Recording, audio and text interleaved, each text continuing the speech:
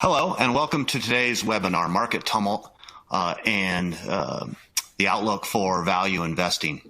My name is John West. I'm one of the partners here at Research Affiliates. I'll be moderating today's session with our founder and chairman, Rob Arnott. We are pleased to have this joint webinar with CFA Society of Boston, and are also pleased to welcome a number of attendees from the CFA Society of New York.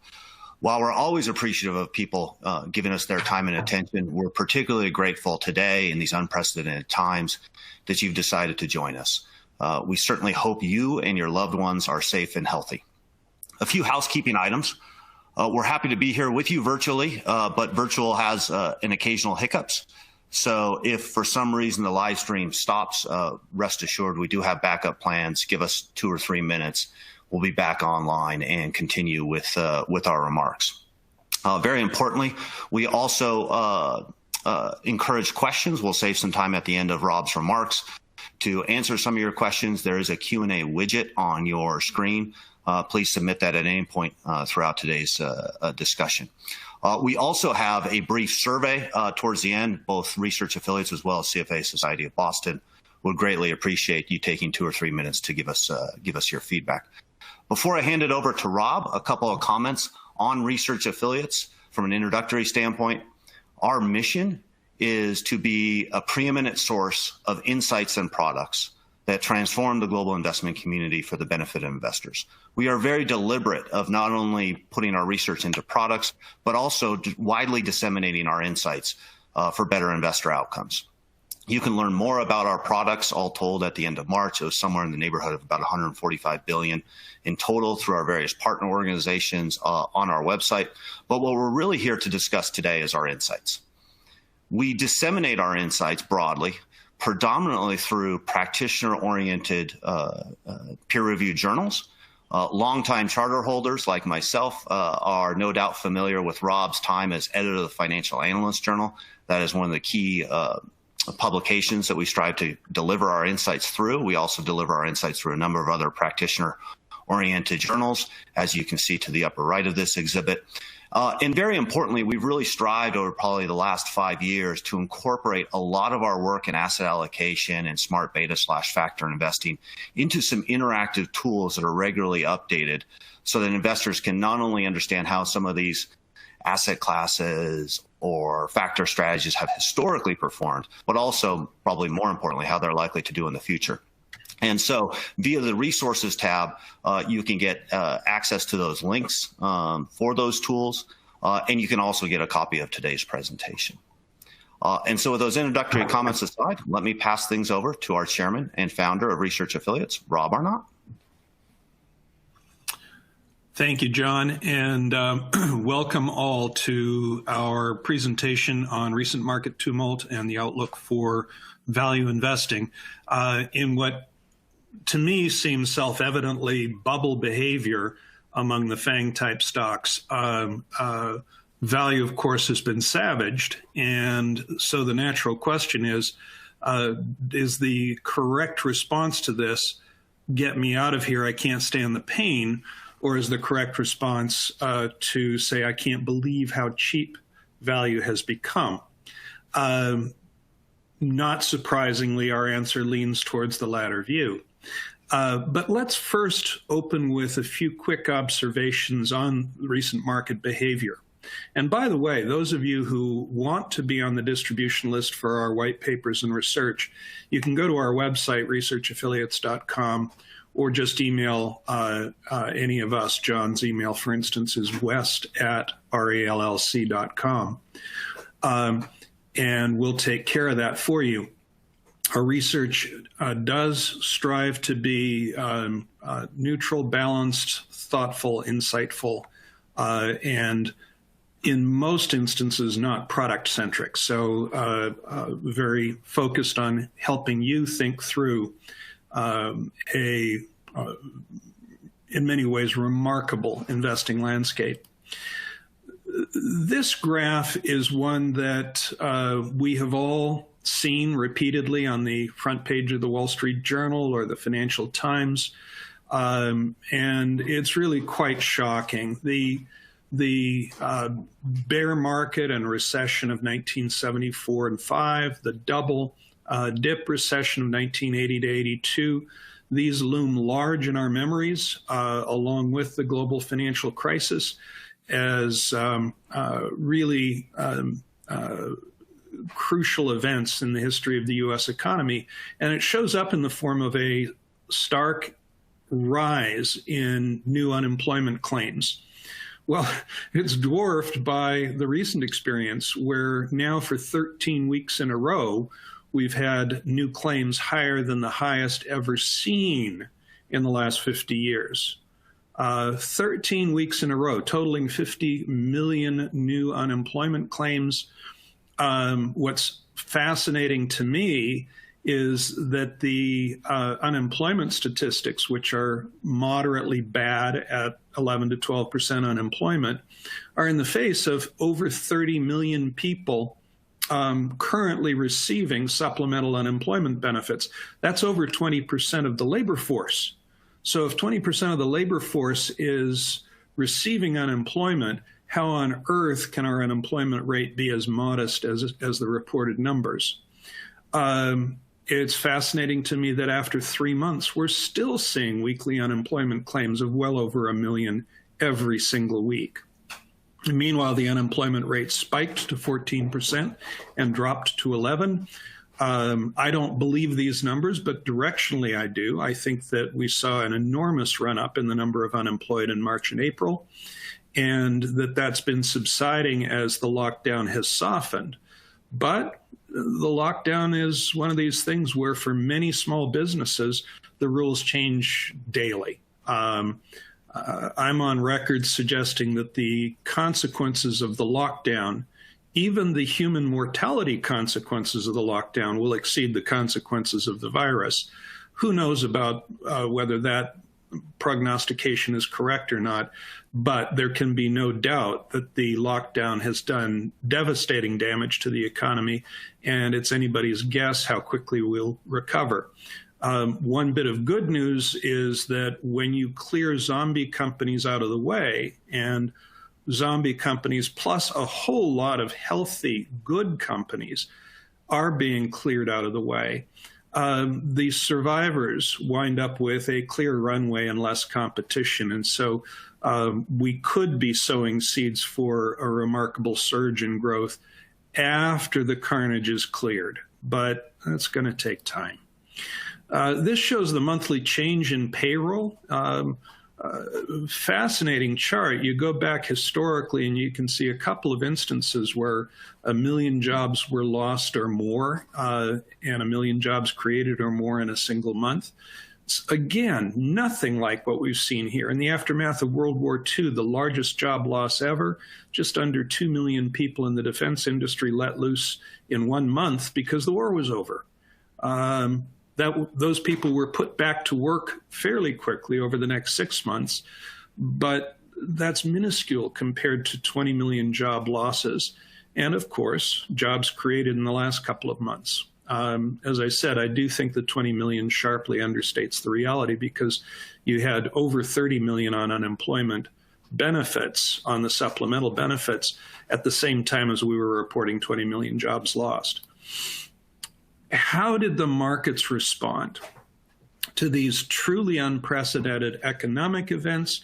The market's reaction was sharp, fierce, and immediate, falling by 34% in just 5 weeks. Now, this graph shows the current year to date in blue and the last 50 years of history with gray lines. And what we can see is that the initial reaction was an outlier. Not necessarily an extreme outlier, certainly nothing like what we saw in terms of economic dislocations, as you see here. But in any event, even though the outlier isn't as extreme as the unemployment claims, it was jarring, severe, the fastest and sharpest bear market in U.S. history. But then we recovered. We briefly rose to new year-to-date positive territory, just 4% away from an all-time new high, and we've been in a range since then.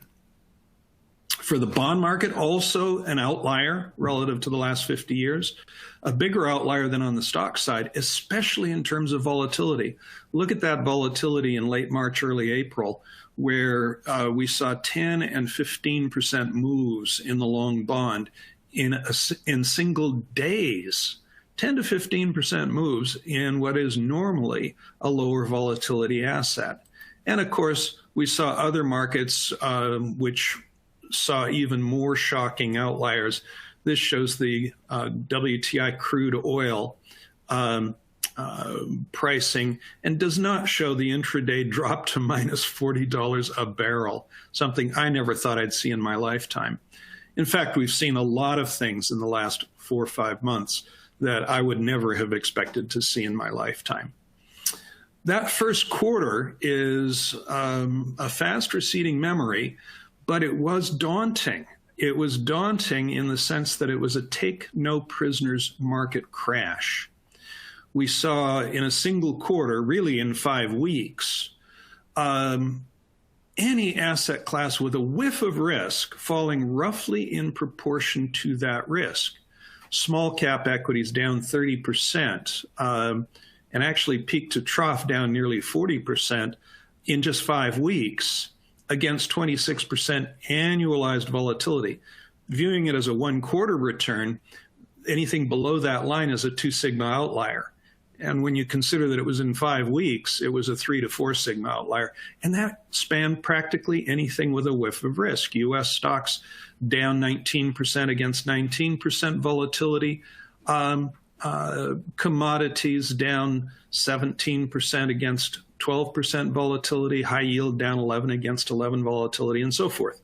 The single noteworthy outlier was the ultimate risk-off asset, long treasuries. Long treasuries up 20% against 15% volatility. And even more disturbing, and this has not recovered, is the performance, not shown on this graph, of pension liabilities, which in that quarter were up 15% against 12% volatility. Meanwhile, their assets performed in line with 60-40, down 10%. If your assets are down and your liabilities are up 15%, that's a 25% hit to your funded ratio in a single quarter. Now, of course, accounting for pensions is done with a lag, but we did write a paper recently entitled The COVID-19 Crash and the Abandonment of the Pensioner, which you may want to look up. You'll find it on our website, which looks into the implications of all of this for the pension industry. I think we're really early days on that story, which is very sobering. Okay, let's talk about value investing. Value investing is on the ropes, supposedly, and there are open questions as to whether value will ever come back. Okay, let's take a deeper dive into a number of elements of this.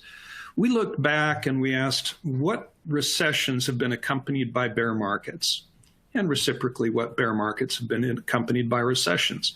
This leaves out some mild recessions that were accompanied by a correction, not a bear market. It leaves out some bear markets that were not accompanied by a recession, the most vivid example of that being the crash of 1987. But what we find is 6 in the last 50 years. In each of these, the GDP dropped enough to push us into recession, in some cases in a very small way. The tech bubble crash was associated with a very mild recession.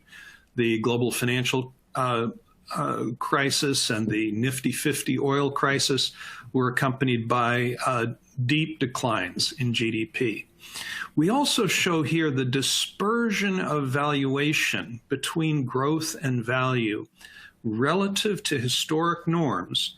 And you can see that ranges from 0.7 in the global financial crisis. We entered that with value priced at the skinniest discount of any bear market in history. No wonder value underperformed in that bear market. And ranging as high as 130% of historic norms to 220% of historic norms in the Nifty 50 and the tech bubble. Nifty 50 has been described as a bubble. It's dwarfed by the tech bubble, which is dwarfed by the current COVID crash in value stocks. So let's take a look at these bear markets and see if we can find some patterns. Firstly, the top line on this exhibit shows that cap-weighted market is up in 0 out of 6 bear markets. What a surprise. That's the definition of a bear market. On average, down 32%. Value, whether you're using a simple academically based price-to-book value definition of value or a composite of multiple measures, price-to-book, price-to-sales, price-to-dividends, and price-to-cash flow. If you use a blend of metrics, that's a composite value approach. In any event, the value strategies were actually up in 2 out of the 6 bear markets. That's quite a shocker. In terms of relative performance, it's a coin toss. Value does not reliably win in bear markets. That's a myth. Value wins in the recovery out of a bear market. Value wins when the market involves the crashing of a bubble, the bursting of a bubble. We have yet to see a bursting of the current bubble. And what we find is that when there's a shock to fundamentals, on average, price-to-book based value, composite-based value has performance very much in line with the market, just as badly hit as the market. So it is a myth that value helps you in most bear markets. It's simply not true. Value helps when a bubble is bursting and can be hurt when fundamentals are being challenged. We'll come back to the reason for that in a little while. So what about the aftermath? The first 2 years after a bear market ends, of course the market is up 6 out of 6 times. That's the definition of the recovery after a bear market, by an average of 60%. Value strategy is up an average of 85%, winning in 5 out of 6 bear market aftermaths to bear markets. So if a bear market spans on average 1 year, and the subsequent 2 years, the first 2 years of the bull market is the second period that we're looking at, then what we're really looking at is roughly a 3-year full span. The market is up in 4 out of those 6 spans. 2 out of 6, you were still underwater after 2 years after the bear market ended. That's kind of sobering. Same is true for value. But value wins 4 out of 6 times if you use the academic definition, price to book, and 5 out of 6 times if you use a more balanced approach using multiple measures of value, by an average of 37% over roughly a 3-year span. 37% over 3 years. That's impressive. And so that's the reason that I think value deserves a place in our portfolios. We'll come back to what about now shortly. Okay, so what happened in the COVID-related crash? Here we choose 3 representative value stocks from 3 different industries, averaging 14 times their trailing 5-year average earnings. It's sort of like a Shiller PE ratio for individual stocks. At the end of March, they were down almost 50%. By the end of June, not shown here, they were down almost 40%. Oh my goodness, that's carnage. Growth stocks, 3 representative growth stocks, on average 150 times the trailing 5-year earnings, dipping slightly, down 12% to 140 times at the end of March, and then recovering to new highs by the end of the second quarter. Well, that's kind of interesting. Now, people will look at this and say, why on earth are you going to use a 5-year average history of earnings for companies that don't have a history of earnings and are only just now turning profitable and that have stupendous growth? Legitimate, fair question. Okay, Amazon, when it reported its first quarter earnings at the end of April, closed the day at 111 times earnings. It's gone up about 50% since then. Okay, so you're looking at 170 times earnings, give or take. Now, when the new earnings are reported at the end of the month, It may be a little lower than that, but it's liable to be north of 150. And so our chief investment officer did a simple exercise, discounted cash flow, asking the question, what would this company be worth under some pretty optimistic assumptions? He assumed 20% annual growth for Amazon. Now, 20% compounded for 10 years is almost 10 to 1 growth. Amazon very nearly 10 times its current size in just 10 years. How big would that be? Larger than the entire U.S. retail community, larger than the entire global retail community. So if Amazon grows to be bigger than the entire global retail community in the next 10 years, what would it be worth today? His answer came back 70 times earnings. The company is worth a large premium multiple. Even under pessimistic assumptions for its near-term growth, it's worth large premiums to the market. But 150 plus times trailing 12-month earnings, that's a shockingly large number. So we then ask the question, what about other factors? There's a whole array of factors that are popular. We're looking at 4 additional factors in addition to value and low vol quality based on profitability measures, momentum, and size, small cap versus large cap. What we see here is no real surprise. Cap weight is down 6 out of 6 bear markets. Of course, so is quality, so is momentum, so is small cap. Low vol is up 2 out of 6, just like value. And low vol wins in 6 out of 6 bear markets. Of course, that's what we embrace low vol for. Quality is a coin toss. Momentum's a coin toss. Small cap is a loser. It underperforms in most bear markets, winning in only 2 out of the 6. What about the first 2 years of recovery? Well, one shocker on this is low vol wins in 2 out of 6. I would have thought low vol should win in 0 out of 6, just as it wins in 6 out of 6 on the downside.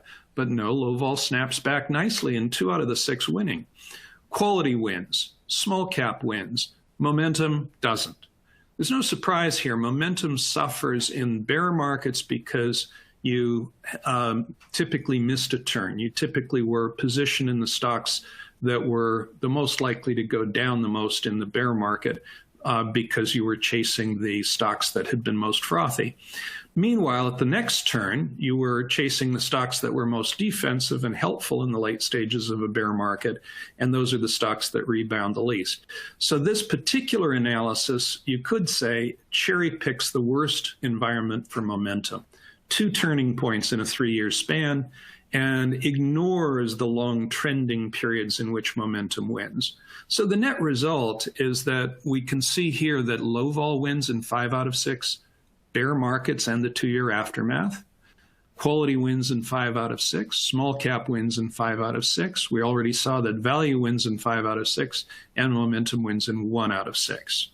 So this then tells us that multi-factor does seem to have some particular merit during bear markets and their aftermath, with the exception of momentum, which gets blindsided twice as you roll into a bear market and then as you roll out of one. Let's turn attention to the prognosis for value investing, the heart of what we're here to talk about today. What has happened? This graph shows the performance of value since 1963. And what we're plotting here is the Fama French value factor.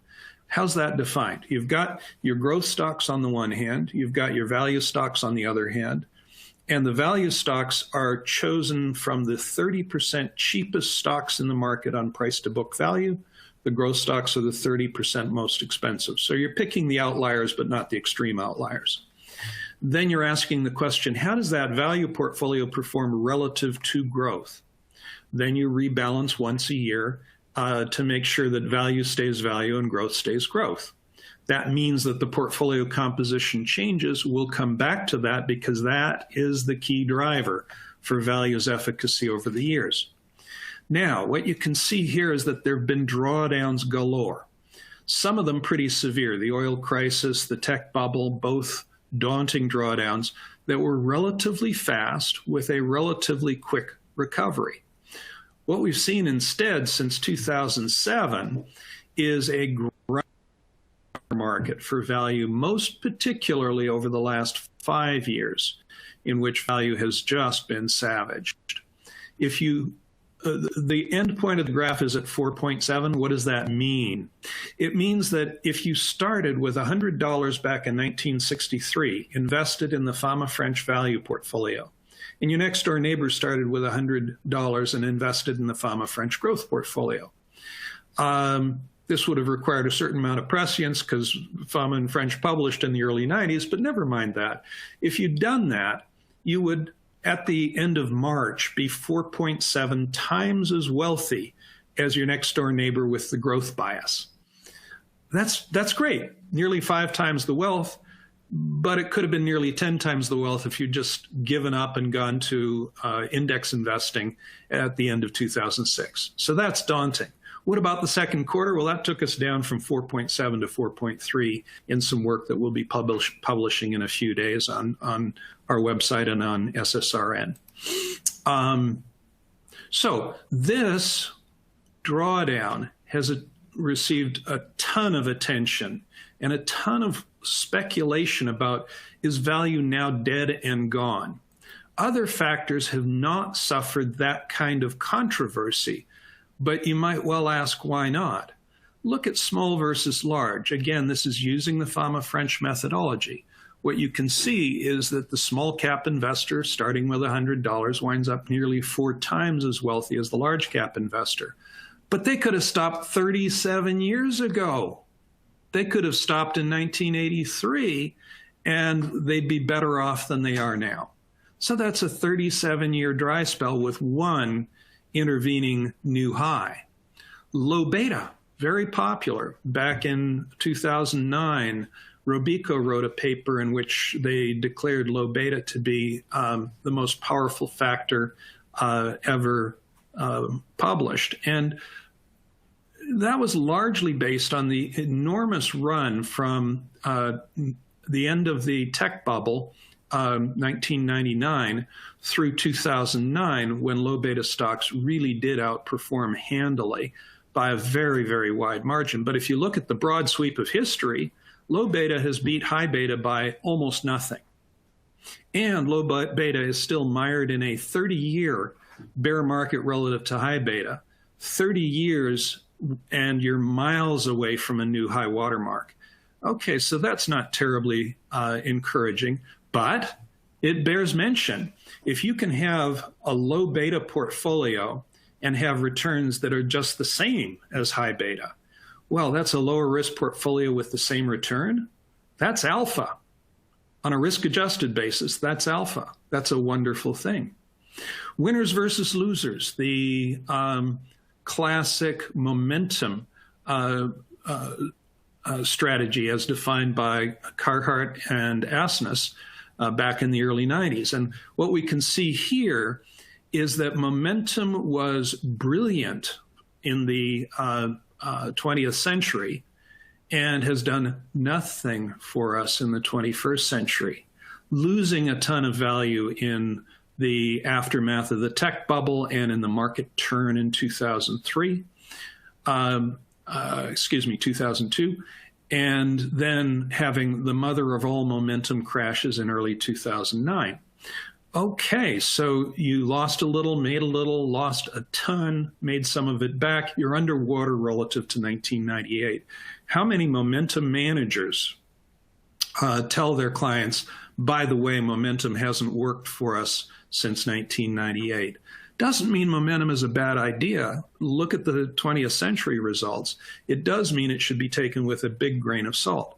Okay, so we come to the last of the 4 alternative factors. Do we see dry spells there? Yeah, but they're not very daunting except for the drawdown at the peak of the tech bubble, and that was recovered very fast. All right, but this was published in 2013. That record before 2013 is the reason it was published, is the reason it was identified as an important factor. It has done nothing for us since then. So one takeaway is that every factor is subject to long dry spells. Value is not unique. every factor has an argument for why it should work and perhaps will work. I'm a believer in multi-factor, but I'm not a believer in all of the individual factors. The only thing is I don't know which ones are likely to work and which ones aren't, because there's a good narrative for each of them. But I'm convinced that one or two of them is likely to not work over the coming decade or two. I just don't know which ones. So I'm happy to use multi-factor, or I'm happy to use value when value is trading abnormally cheap. So here we see some of the arguments that come up. It's a crowded trade. Everybody knows that value works.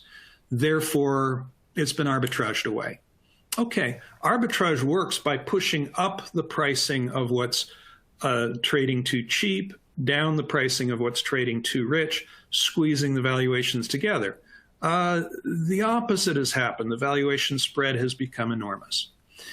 There's the notion that growth is better than it used to be. It's stickier than it used to be. Growth stocks stay growth for longer than they used to. They grow faster than they used to. They have higher profit margins than they used to, especially relative to the peak of the tech bubble. This is all testable. There's the notion that low interest rates push growth stocks up more than they push value stocks up, because you're discounting a longer future of growth with a lower rate. That has intuitive appeal, but people will often forget the other side of low interest rates, that low interest rates tend to be predictive of economic growth. If you have low interest rates, the markets are expecting sluggish growth. So if numerator and denominator are both compromised, watch out. In fact, not covered in this today's presentation, we have another paper that looks at interest rate regimes and finds that there is weak support for the notion that low interest rates are helpful, but unreliably so and erratically so. There's the notion that mean reversion has slowed down. Why does that matter? Think about it this way. You've got a growth portfolio, you've got a value portfolio. Your growth portfolio, when you reassess it each year, there are some growth stocks that have fallen out of favor. They drop out of the portfolio. In so doing, they pull down the performance of the growth portfolio. Then they're replaced with new high flyers. For every $100 you had invested in the stock that's dropped, you're replacing it with a stock that has less book value for every $100 you're investing, because the one that's dropped is at a lower price to book ratio. So you're ratcheting down the performance and you're ratcheting down the book value every time you rebalance. On the value side, the opposite happens. Some stocks percolate up out of value. They wind up boosting the performance of the value portfolio. Then they're kicked out and replaced with new deep value names. So you are ratcheting up the performance and ratcheting up the underlying book value with every rebalance. This was termed by Fama and French migration, which is the engine for performance for the value factor. If there's no migration, if growth stocks always stay growth and always stay growthier, they will win almost no matter what premium you pay for them. Final two observations: is value mismeasured? Book value doesn't include intangibles. Yes, book value is deeply flawed for exactly that reason. Our paper covers that. And finally, has value lagged just because it's become cheaper? If you have a stock that, well, let's take the example of value has underperformed by 50%, but as you'll see shortly, it's gotten cheaper by 60%. Now, if you have a stock that tumbles by 50% and its PE ratio tumbles by 60%, what does that mean? That means the earnings are up 25 while the stock is down 50. Do you look at that and say, I can't stand the pain, get me out of here? Or do you look at that and say, I can't believe how cheap this is. I need to buy into this cautiously, patiently, averaging in, and I need to wait it out because this pricing is implausible. Well, in point of fact, getting to the punchline, that's exactly what's happened here. Value has underperformed by less than it has become cheaper. I'm going to skip this in the interests of time and just go straight to this exhibit. We took random draws from 1963 to 2006 and asked what would have been reasonable to expect coming into this horrible dry spell for value. Well, what we can see here is a distribution based on random 6-month draws from that 43-year span, a period of time when value worked beautifully. During that period of time, there were periods of disappointment. So take random draws and create a million alternative histories and ask the question, what's the worst drawdown you get out of all of those alternative histories? On average, it's 34%. The latest is 50%. That's an outlier. That's worse than you would have expected based on data from before 2007. But it's not a lot worse. The worst in our test was down 78%, losing 78% of your wealth relative to value investors just based on data drawn from a period of time when value was working. So this is an outlier that's not quite in the bottom 5%. An outlier, but not an extreme outlier. Basically, coming into 2007, a reasonable person with this analysis would say, yeah, a 50% drawdown is plausible. I sure don't expect it, but it's not implausible. Now let's come to look at the components of the value engine. I mentioned migration. You get a downgrading of the growth portfolio, both in terms of its book value and its performance every time you rebalance. You get an upgrade of the value portfolio, both on its relative valuation and on its performance every time you rebalance. That relentlessly favors value. Profitability relentlessly favors growth. Growth stocks have higher margins and faster growth rates. That's why they're priced at premium multiples. Now, just a very brief digression. Why has value been savaged so severely in this COVID market? Because those profit margins are skinnier. And with skinnier profit margins, you can't be nimble. You can't respond to changing conditions in your chosen market. And worse than that, the skinny profit margins mean you're more at risk of going bankrupt. So will there be a lot more bankruptcies before this current COVID crisis ends? Oh my goodness, yes. Will they be mostly on the value side? Yes. That's why value's been savaged. The third component of returns gets very little attention, and that's revaluation. I mentioned earlier, if you have a stock that's down 50% and its PE ratio is down 60%, maybe that's a buy, not a sell. Well, revaluation can cut in either direction. Let's take a look at each of these. Migration, the bottom right number, 68%. What does that mean? It means that from 1963 through 2006, every time the Fama French value portfolio was reconstituted and rebalanced, 68% of the stocks remained in that portfolio, 32% disappeared. Where did they go?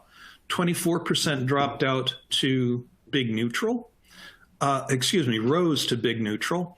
1% rose to big growth, that's a big rise, and 7% dropped into small cap. So that's overwhelmingly upgrades to the portfolio. The growth portfolio, 78% repeat from one year to the next. What happens to the others? 13% downgrade to neutral and 8% downgrade big time into small cap. That's all downgrades. So this is the migration we're talking about. Did it change radically in the most recent 13 years? No, it didn't. The 78% retention in growth rose to 82%. The 68% retention in value dropped to 66%. Not a notable difference. What about profitability? Pre-2007, growth stocks, your growth portfolio had average ROE of 17% and average sales growth rates of 14%. Post-2007, the growth portfolio has less profitability, not more, and has distinctly slower sales growth, not higher. The value portfolio also erodes. ROE falls from 6 to 4, meaning that your spread, value minus growth, actually got a little wider. So maybe this helped growth in this period, but not by much. Sales growth, growth was impaired by the drop in sales growth rates, even on a relative basis.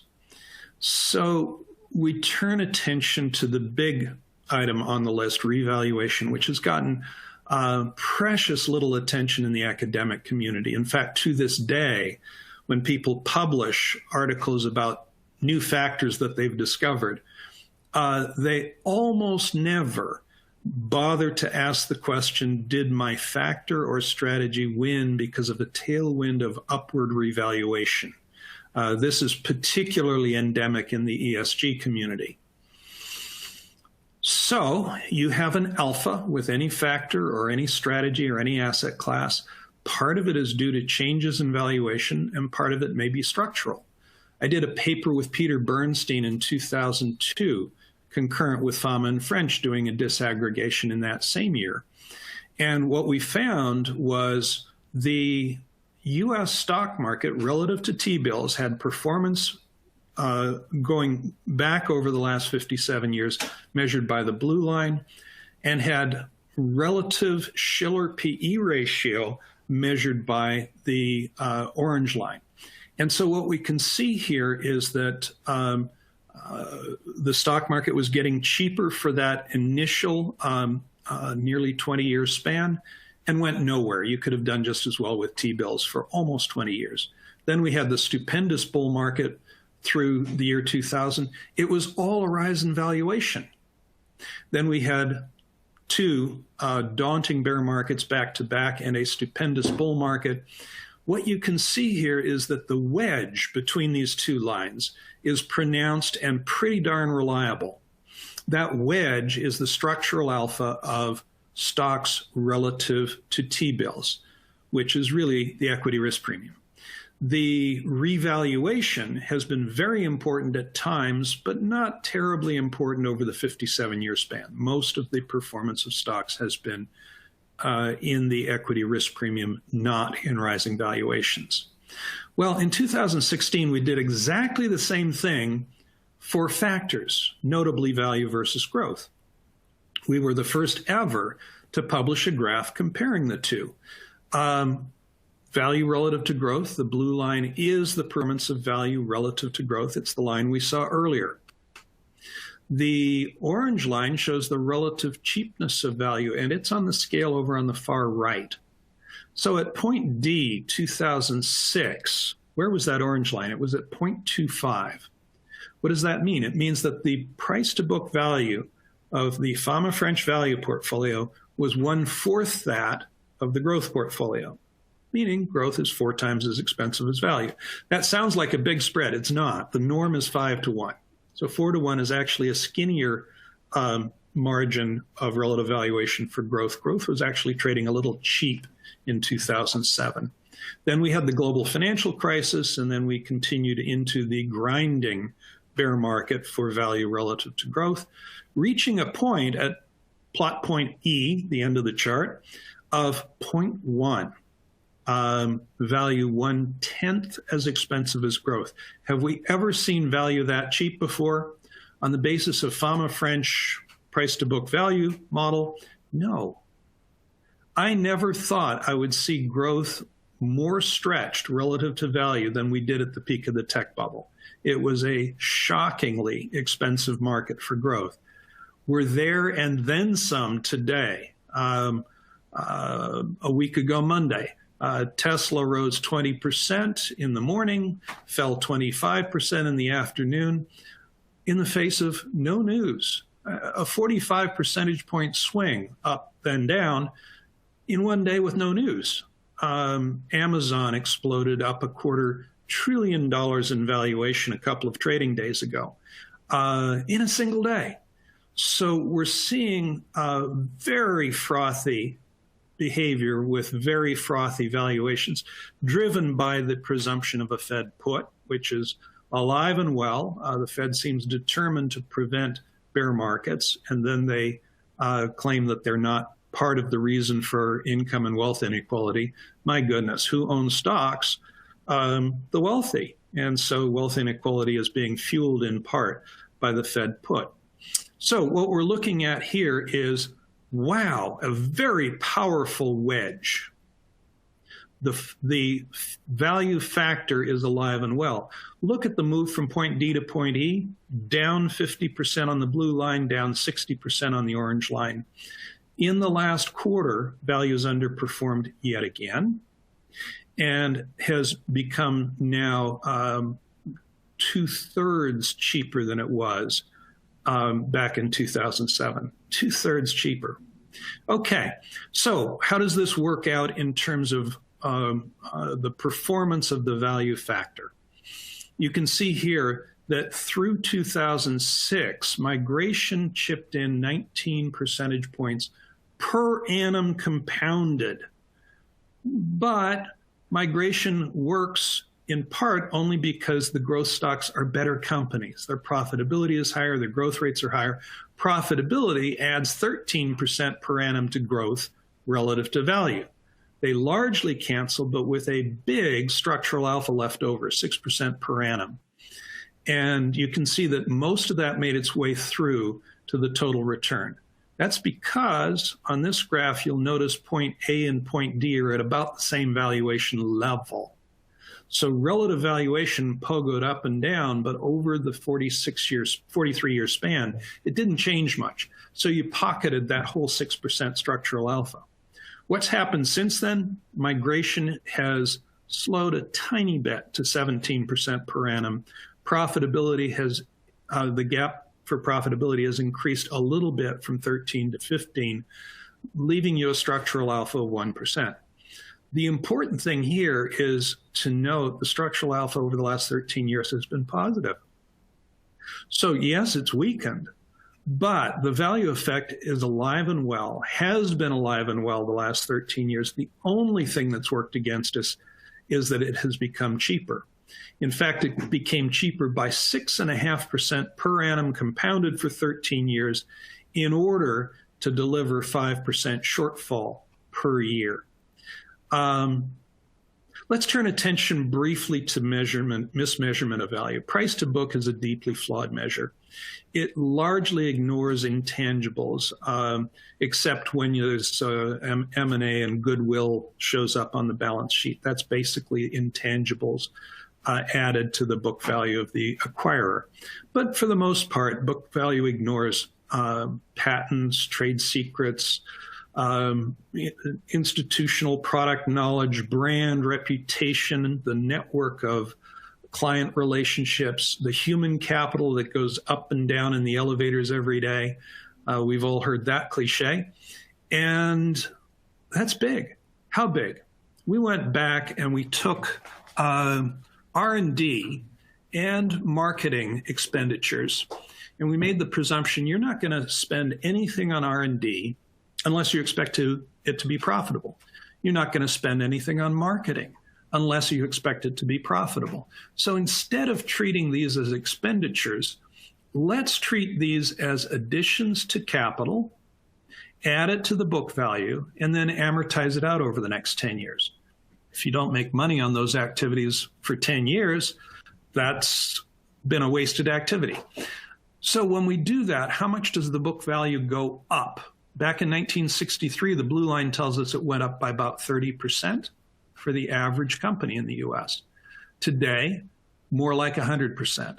In other words, the book value doubles if you count intangibles. It goes up by over 50% on the red line for value stocks and nearly 200% on the green line for growth stocks. That means for growth stocks, 2/3 of the net worth of the company is intangible. And for value companies, 1/3 is intangible. All right, well, that sounds nice in principle. How does it work? We went back and we tested the Fama-French HML method and simply restated it to look at including intangibles. And lo and behold, the value factor works better, notably since the 80s, and most particularly in the last decade, a period of time when intangibles have been massively important. The blue line shows a grinding 50% bear market lasting 13 years and counting in value relative to growth. The orange line shows that if you incorporate intangibles, You achieved a new high in 2013, you achieved a new high in 2016, and you've now had a 4-year daunting severe bear market, down 40% in 4 years. Investors are more likely to tolerate 4 years of disappointment than 13. And lo and behold, when we look at that 13-year span, 2007 to 2020, you can see the Fama-French HML book-to-price-based factor had 4.7% annual drawdown per annum compounded. Intangibles adjusted chops that in half, 2.5%. Sales to price chops that in half again, 1%. Every single measure other than book to price works roughly twice as well, or is hit less than twice as badly as the HML book to price based value factor. So why on earth are many organizations still relying on book to price? Now, over on the rightmost column, we see another interesting statistic. HML, book to price, priced at the cheapest relative valuation in history, 100th percentile. What about the other measures? Intangibles adjusted, you're way into the bottom decile, 97th percentile, but not quite as extreme as the peak of the tech bubble. That's as of March. As of today, a new low. Earnings to price, 90th percentile. Sales to price, 98th percentile. Dividends to price is the weirdo. It's pretty darn close to neutral. Why is that? That's because the academic dividends to price model ignores all zero yield stocks. Hey, isn't that where the action's been for the last quarter century? So when we look at the distribution of relative valuation, remember at its high, it was 3-to-1 at the peak just before this 13-year drawdown, it was at 4-to-1 relative valuation. That's the green square. We went from very near the red square, the leftmost plot point, all the way up to green in 7 years. We went down all the way from green to red in 13 years, and down another 15% from 0.1 to 0.085 in the second quarter of this year. I look at this graph, and instead of saying, ouch, that was painful. Well, yes, I do say that. I say, I can't believe how cheap this is. Now, it does invite the question, how cheap would it have to be, or put a different way, how many value stocks would have to go bust for this relative valuation to make sense? Turns out the math is incredibly simple. If half of the value stocks go bust, this 0.1 would double to 0.2 with the survivors. And that means that you'd have to see half of the value stocks go bust in this COVID crisis in order to justify current relative valuations, and none of the growth stocks. That's more extreme than my relatively bleak outlook for the economy in the quarters ahead. So I come away from this feeling very optimistic about value. What happens if there's no change in valuation? Well, we win. We get our structural alpha, which over the last 57 years has averaged 4.9%. If we go back to median, right, most bottom right number here, we beat growth by 6,500 basis points. Now, the most shocking number on here is if you just go to the top of the cheapest decile ever. So you're at the 90th percentile. You make 3,800 basis points relative to growth.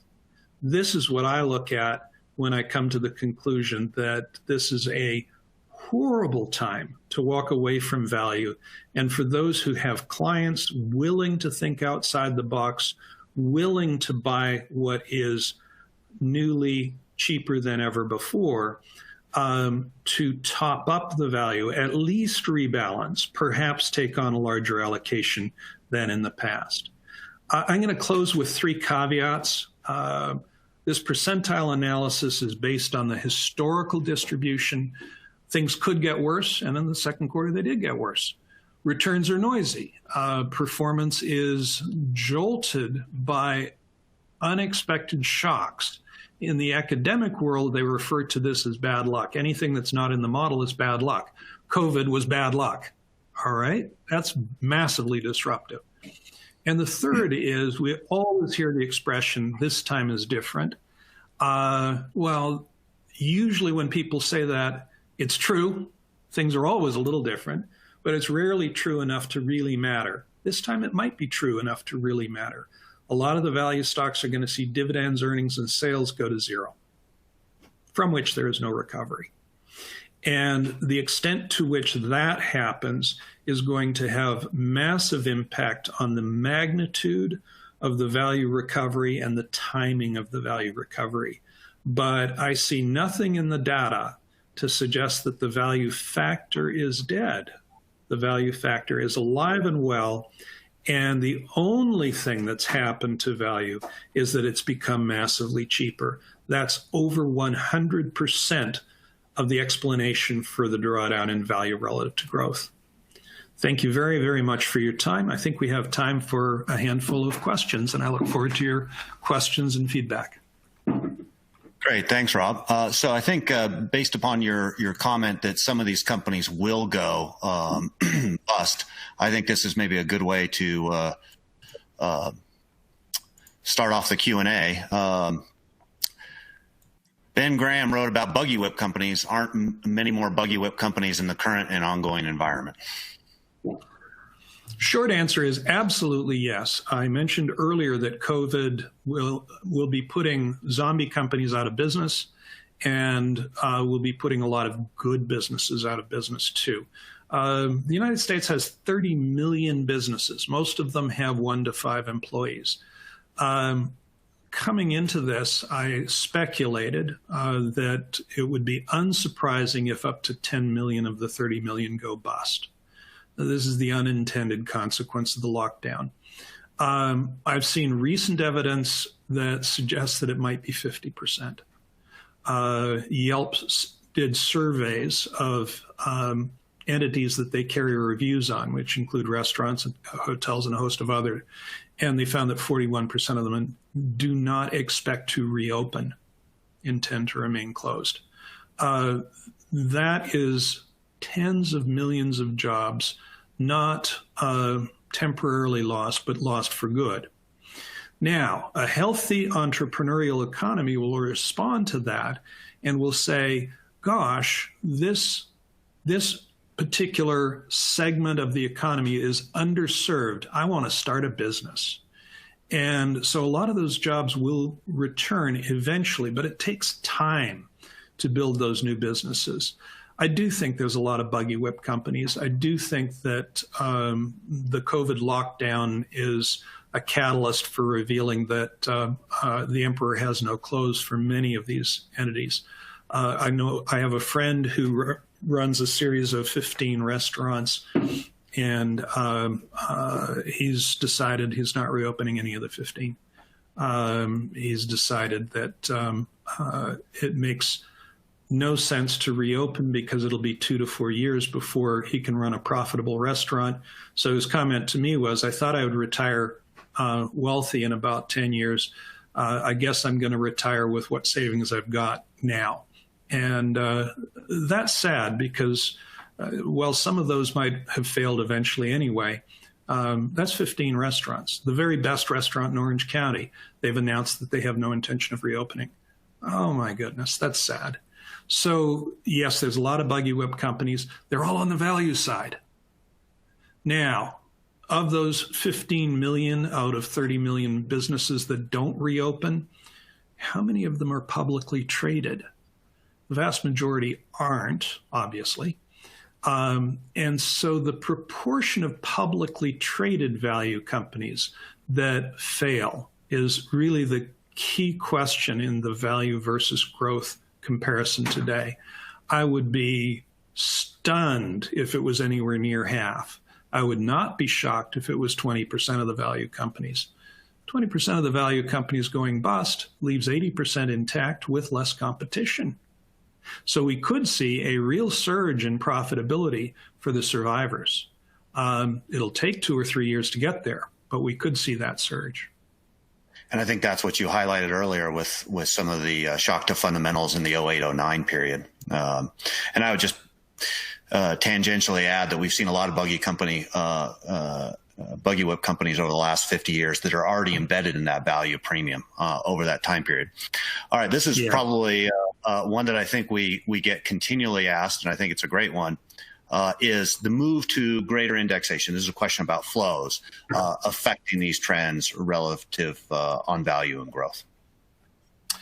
This is enormously powerful. I wrote a paper a couple of years ago entitled Buying High and Selling Low with Index Funds.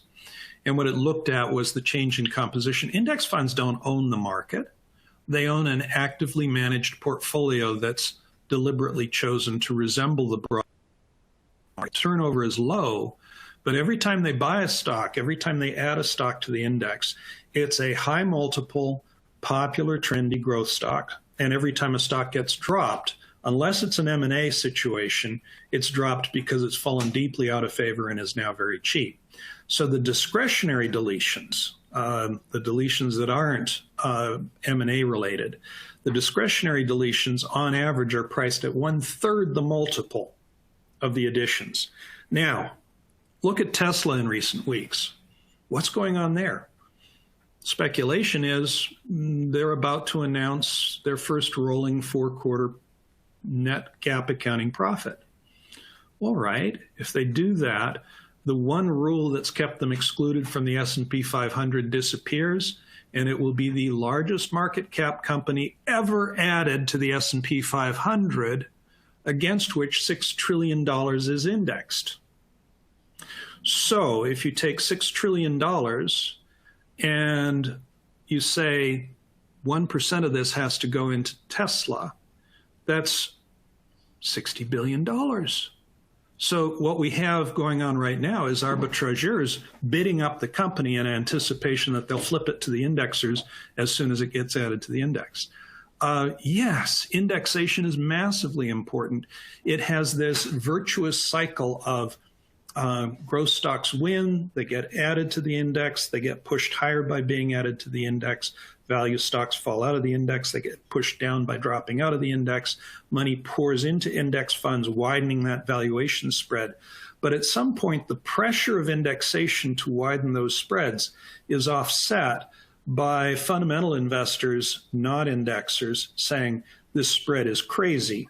And then you get into a vicious cycle in which as value outperforms and growth underperforms, some of those index flows can reverse. And if money comes out of the index funds, then you'll see people saying, oh, gosh, I just had a loss and I had to pay capital gains because money came out of the index fund, and that money involves selling stocks at cumulative profits. So I have realized capital gains in a context of a money-losing portfolio. Get me out of here. So virtuous cycle can become vicious cycle. We're not there yet. We're not even close to there yet. But at some stage, that flip will happen. So, Rob, most of what we've covered is really talking about U.S. because we've got the longest data. Let's apply this value growth conversation to international emerging markets. What are you seeing there? In international, the spread between growth and value is wider than historic norms. It's roughly the cheapest decile ever for value, but it's nowhere near the cheapest percentile ever. And the reason for that is very simple. IFA is mostly Europe and Japan. How entrepreneurial are Europe and Japan? The Japanese word for entrepreneur has a negative connotation. It bespeaks somebody who's reckless and likes to take dangerous risks, where entrepreneur in the English language has very positive connotations. Across Europe, the regulatory regime is so intense that it discourages innovation.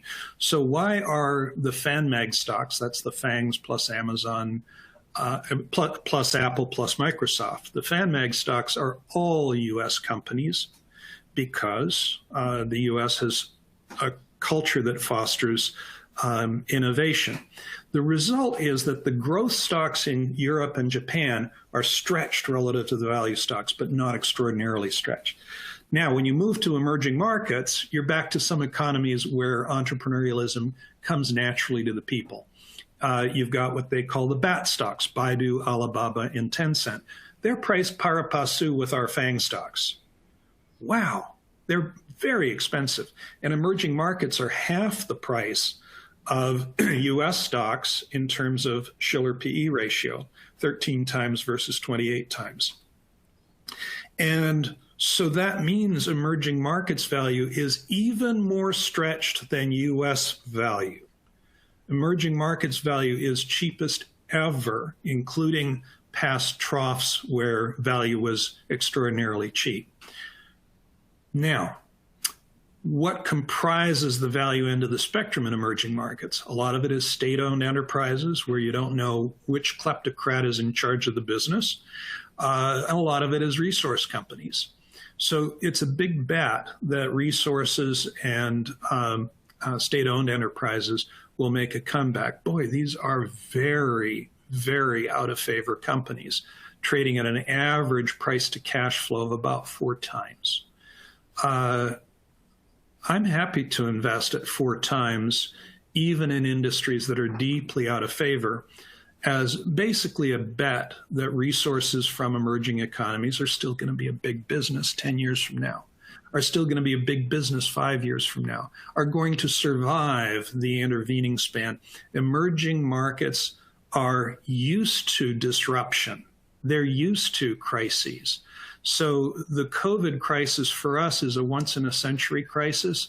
For emerging markets, it resembles crises that they get every decade or so. And they're going to weather it. So most of the companies, I think, will weather it. And the state-owned enterprises, if they want access to Western capital, they have to respect the investor and allow a decent share of the profits to flow through to the investor. So I look on 4 times cash flow as a pretty attractive bet. My favorite markets in the world are emerging markets, deep value stocks. I think that's a good segue into maybe the last question that we'll get into. And a brief reminder after this question, if you can stay on at the end of our webinar to fill out a brief survey for both CFA Society of Boston as well as research affiliates. We'd greatly appreciate your feedback. So you talk about the BATs versus resource. So that kind of spills into a question about sectoral differences between growth and value, probably on a global scale.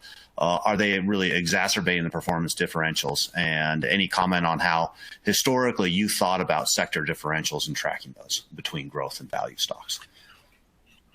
Well, one of the issues is how do you define sectors? The FANG stocks or FANMAG stocks appear in several sectors: technology, consumer discretionary, and so forth. But really, their competitive advantage in every case is technology. And so I view the FANMAG stocks as tech companies, viewed as tech companies, not as retailers, but as tech companies. What we would find is that the top 7 market cap companies on the planet are all tech stocks. Consists of Facebook, Amazon, Google, Microsoft, Apple, Tencent, and Alibaba. Those are the 7 largest market cap companies on the planet. I'm leaving out Saudi Aramco because it's 97% owned by the Saudi royal family, so the 3% float isn't material. But 7 largest market cap companies on the planet are all tech stocks. Have we ever seen that kind of concentration before? Yes. Peak of the Japan bubble, we saw 8 out of the 10 largest market cap companies on the planet were Japanese stocks, most of them Japanese banks. But even the peak of the tech bubble, it was 5 out of 10. It wasn't 7 out of 10. And so I look at current valuations as being extraordinarily stretched. Jeremy Grantham recently came out and said, this is a bubble. I would absolutely agree. This is a bubble. We've written about bubbles. Be careful. Bubbles can percolate and bubble higher. Their natural next step is up, not down, until they roll over. And so it's very dangerous to short against a bubble. It's not nearly as dangerous to not own a bubble, but it requires patience, it requires fortitude, and it requires a willingness to look stupid until the turn happens. Well, I think on a conversation that covers recent markets and value investing, maybe that's a great way for us to stop. So on behalf of all of us at Research Affiliates, as well as our friends at the CFA Society of Boston that helped put together this joint webinar, thank you very much for attending. And again, please fill out the survey at the end. Be well. Thank you. Good afternoon. Those of you who want to be on the distribution list for our research white papers, please reach out to John or reach out to us through our website. We'll be thrilled to add you to the distribution roster. All the best.